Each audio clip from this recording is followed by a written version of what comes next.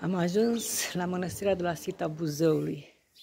De la Covasna până aici am făcut cam 20 ceva de kilometri.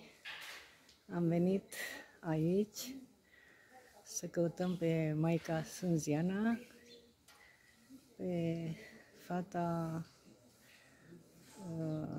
sorii lui soțul meu.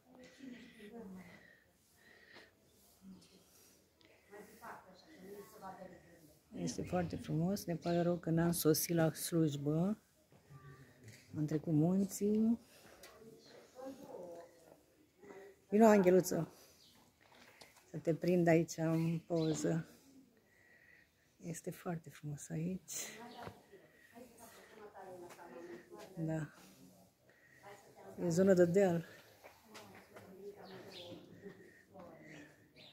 Dar ce repede s-a terminat slujba. Da. Acum să mergem să o căutăm, să-i facem o surpriză. Că nu știe că venim.